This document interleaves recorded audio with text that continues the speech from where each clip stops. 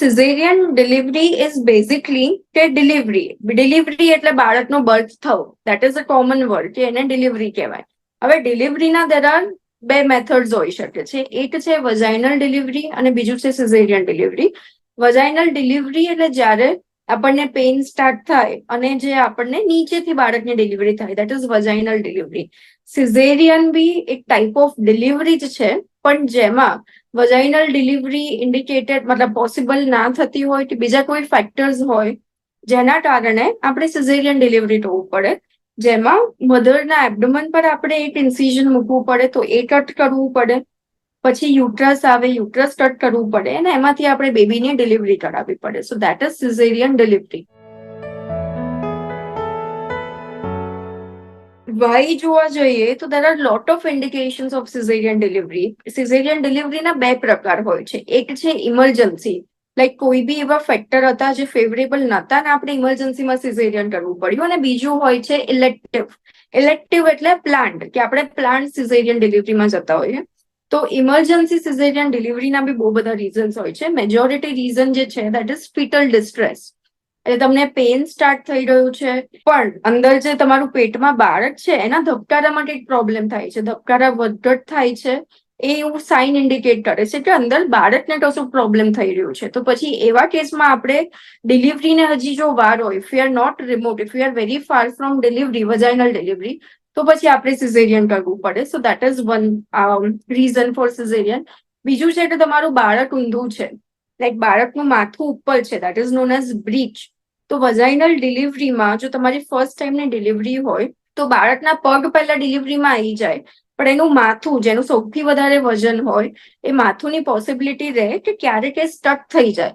તો પછી ડિલિવરીમાં બાળકને કોઈ કોમ્પ્લિકેશન્સ થવાની પોસિબિલિટી વધી જાય છે. જો ફર્સ્ટ તમારી પ્રેગ્નન્સી હોય અને બાળક ઊંધું હોય, દેટ ઇઝ બાળકનું માથું ઉપર હોય, તો બી કમ્પલસરી જનરલી વે પ્રિફર કે એમાં આપણે સિઝેરિયન ડિલિવરી કરીએ. બીજા ઇન્ડિકેશન્સ છે સિઝેરિયનના કે તમારા આગળ 2 થી બી વધારે સિઝેરિયન થઈ ચૂક્યા છે. જ્યારે બી 2 ઓર 2 થી વધારે 2 ઓર મોર સિઝેરિયન પ્રીવિયસ થયેલા હોય, તો જે અંદર યુટ્રસનો સ્ટાર્ટ છે એને થોડું બી પેઇન સ્ટાર્ટ થાય, તો there are પોસિબિલિટી કે થોડા ટાંકા ઢીલા પડી જાય.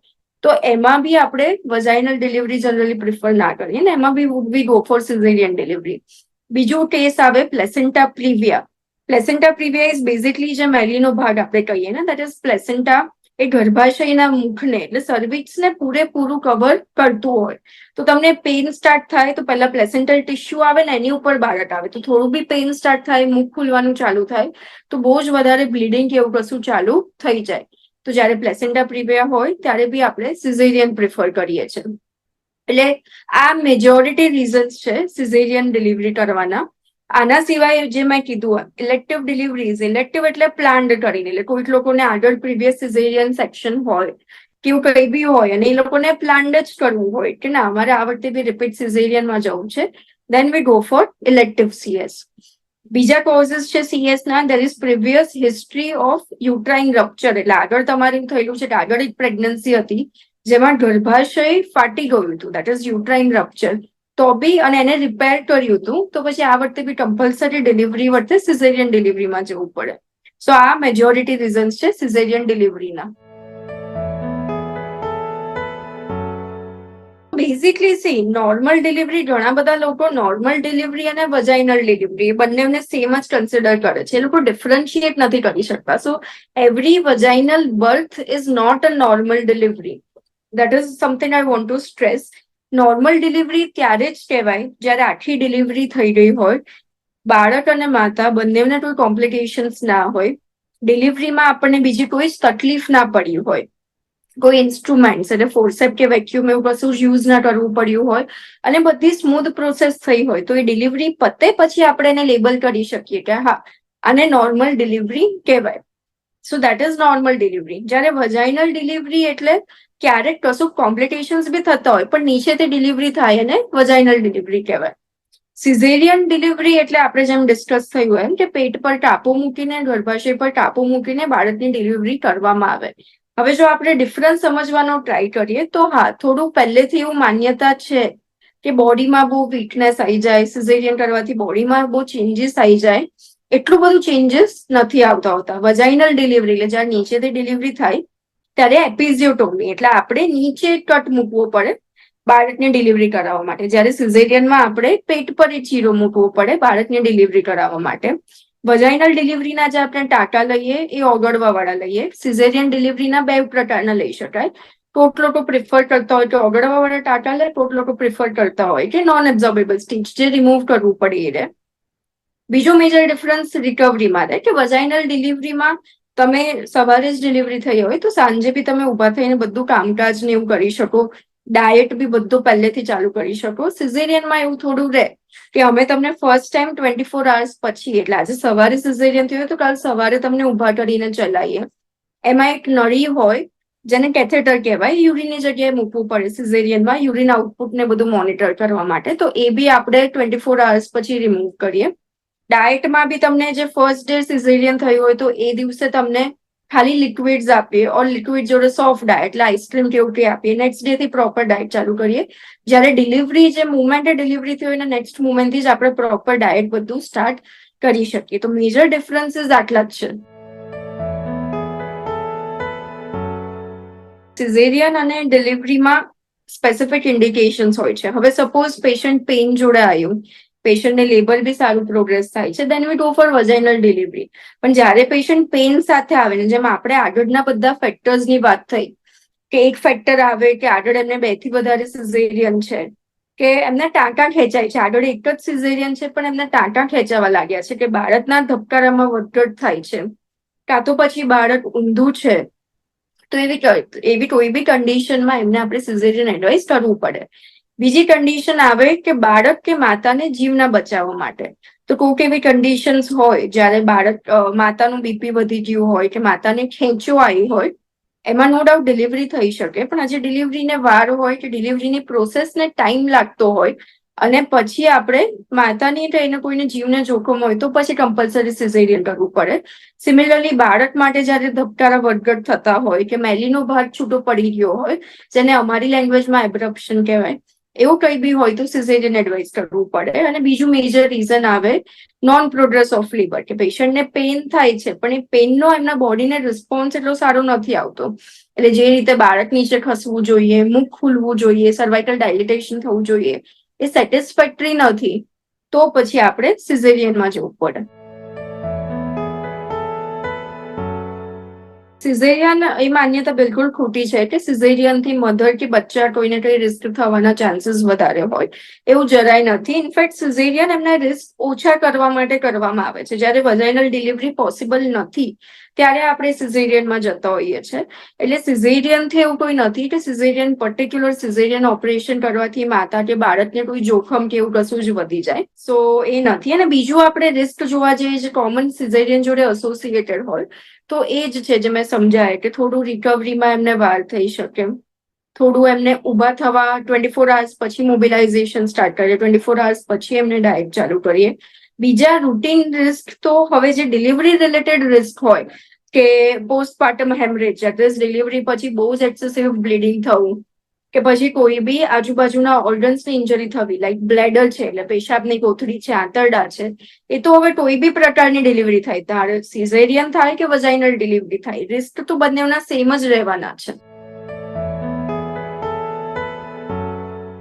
પોસ્ટ ઓપરેટિવ કેર આપણે સિઝેરિયન પછીની ટાઈમ ફ્રેમમાં ડિવાઈડ કરશું. મેં જેમ કીધું એમ, પેશન્ટને જ્યારે આપણે સિઝેરિયનમાંથી ઓપરેશન થિયેટરમાંથી બહાર લાવીએ રૂમમાં, તો પેશન્ટને જનરલી 6 hours પોસ્ટ CS અમે મોડેથી કશું બી નહીં એટલે નીલ બાય માઉથ લેવાનું એડવાઇસ કરીએ. After 6 hours we start her with sips of water, એટલે ઘૂંટડે પાણી ચાલુ કરીએ, જોડે જોડે આઈસ્ક્રીમ ચાલુ કરીએ અને પછી લિક્વિડ ડાયટ ચાલુ કરીએ.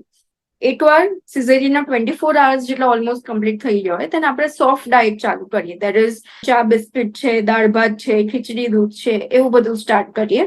અને એકવાર પેશન્ટને સ્ટૂલ પાસ થઈ જાય એટલે ઓલમોસ્ટ 36 to 48 hours થઈ જાય પછી રૂટીન ડાયટ જે બી લેતા હોઈએ, લાઈક રોટલી, શાક, દાળ ભાત, એ બધું પેશન્ટને સ્ટાર્ટ કરીએ પોસ્ટ ઓપરેટિવ કેરમાં. 10 days પછી, જનરલી 8 to 10 days પછી આપણે સિઝેરિયનના સ્ટીચ રિમૂવ કરતા હોઈએ. તો એ 8 to 10 days પેશન્ટને એડવાઇસ કરીએ કે બને એટલું થોડું રેસ્ટ કરે, કન્ટિન્યુઅસ બેઠા રહેવાનું અવોઇડ કરે, બીકોઝ સ્પાઇનલ એનેસ્થેસિયા આપ્યું હોય સિઝેરિયન માટે તો બહુ કલાકો સુધી બેઠા રહેવામાં બી હેડેક ને એવું બધું થવાની પોસિબિલિટી રહે. એટલે એવરી 2 hours 30 to 45 મિનિટ સુધી બેસે, પછી એ કાં તો સુઈ જાય કાં તો ઊભા થઈને આટા મારીએ. અને ડાયટમાં બહુ એક્સ્ટ્રા ઘી વાળું કે એક્સ્ટ્રા સ્પાઇસી ને એવું ડાયટ અવોઇડ કરે for the first 8 to 10 days. એકવાર 8 to 10 days પછી પેશન્ટને સ્ટીચ રિમૂવ થઈ જાય પછી પેશન્ટ રૂટીન થોડું કામ રૂટીન બાળક માટેનું થોડું કરી શકે છે. પણ એક એડવાઇસ અમે સ્ટ્રિક્ટલી આપીએ કે પેટ પરથી બેન્ડ થઈને લાઈક અહીંયાથી બેન્ડ થઈને ઓર વજન ઉચકવાનું હેવી વેઇટ લિફ્ટિંગનું કામ એટલીસ્ટ 3 months પોસ્ટ સીએસએ અવોઇડ કરે. સો જનરલી આ રીતનાની અમારી એડવાઇઝીસ રહેતી હોય છે. સિઝેરિયન પછી મેં કીધું એમ પેશન્ટ ચાલતું હરતું ફરતું ડાયટ લેતું તો આપણે નેક્સ્ટ ડે થી જ થઈ જતું હોય છે, એટલે એમનું રૂટીન કામ ને બધું કરી શકે.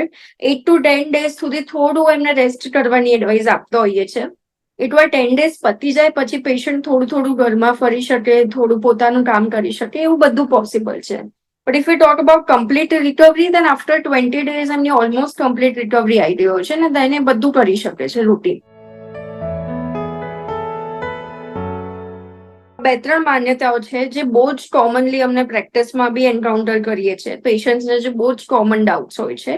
એક તો કે સિઝેરિયન કરવાથી મારું શરીર બગડી જશે, હું મારું રૂટીન એક્ટિવિટીઝ બધામાં મારે આગળ જઈને like for the reminder of the life બધામાં એક રિસ્ટ્રિક્શન આવી જશે, જે બિલકુલ ખોટું છે. સિઝેરિયનની રિકવરીમાં હા અર્લી ડેઝમાં 2-3 daysમાં થોડો ડિફરન્સ લાગી શકે વજાઇનલ બર્થ ને સિઝેરિયન ડિલિવરીના રિકવરીમાં, પણ કોઈ લોંગ ટર્મ ઇમ્પ્લિકેશન્સ સિઝેરિયનથી નથી હોતા. તમે તમારી લાઈફ એઝ ઇટ ઇઝ તમે રૂટીન વર્કિંગ હોવ કે રૂટીન તમે ઘરમાં કંઈ બી કરતા હો, ઇન ધ લોંગ રન તમે બધું એઝ ઇટ ઇઝ કરી શકશો. સિઝેરિયનથી ના તમારું કોઈ વર્કિંગ કેપેસિટી ઓછી નથી થઈ જવાની. બીજું રૂટીન મિથ હોય છે કે સિઝેરિયનના કારણે બેક એક એટલે કમરમાં દુખાવો બહુ જ રહે છે કન્ટિન્યુઅસ, એ બી બિલકુલ ખોટું છે. બેઝિકલી સિઝેરિયન વર્તે સ્પાઇનલ એનેસ્થેસિયા એટલે કમરમાં સોય મારીને બેભાન કરવામાં આવે એટલે ડ્યુટીના નીચેનો આખો ભાગ બેભાન થઈ જાય.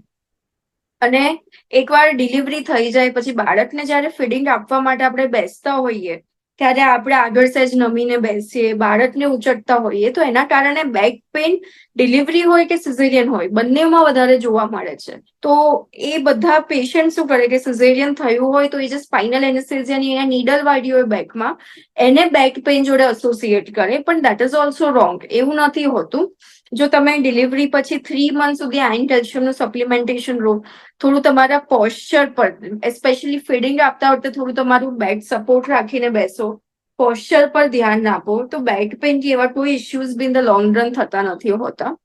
બીજું બધાને હોય છે કે સિઝેરિયનના કારણે મારું વજન ને એવું બહુ વધી જાય છે કે પેટ બહાર રહી જાય, જો સિઝેરિયન થાય તો પેટ બહાર રહી જાય, એવું બી કશું જ નથી હોતું. બેઝિકલી એકવાર આપણે જ્યારે બી પ્રેગ્નન્સી હોય throughout the 9 months of pregnancy બેબીના ડેવલપમેન્ટ માટે યુટ્રસ સ્ટ્રેચ થતું હોય ને એની ઉપરના એબ્ડોમિનલ મસલ્સ હોય એ બી સ્ટ્રેચ થતા હોય. એકવાર ડિલિવરી થઈ જાય એટલે વેઇટ જતું રહે એના કારણે એબ્ડોમિનલ વોલની થોડી લેક્સિટી રહી જતી હોય જે બધા એસોસિએટ કરે કે મારું પેટ રહી જાય છે કે મારું વજન વધી જાય છે, પણ બેઝિકલી એ છે એબ્ડોમિનલના સ્નાયુની એટલે મસલ્સની લેક્સિટી જે આપણે 6 months આફ્ટર સિઝેરિયન એબ્ડોમિનલ મસલ્સના એક્સરસાઇઝ કરવાથી એન્ડ ઇવન એબ્ડોમિનલ બેલ્ટ પહેરવાથી 10 to 15 days આફ્ટર સીએસ એનથી એ સ્ટ્રેન્થ પાછી આવી જતી હોય છે. તો એ બી કોમન મિથ છે જે ખોટી છે.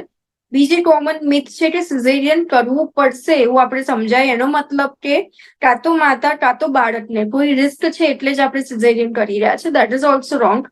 મેં જેમ એક્સપ્લેન કર્યું કે બ્રીચ ડિલિવરી એટલે બાળકનું માથું ઉપર હોય, બાળકના ધબકારા કરતા હોય, મેલીનો ભાગ નીચે હોય, એ બધા બહુ જ કોમન રીઝન્સ છે જ્યારે સિઝેરિયન કરવું પડે. એટલે સિઝેરિયન એટલે નથી કરતા કે કોઈ કોમ્પ્લિકેશન છે, કોઈ કોમ્પ્લિકેશન આગળ જઈને ના થાય એ પ્રિવેન્ટ કરવા માટે આપણે સિઝેરિયન કરતા હોઈએ છીએ.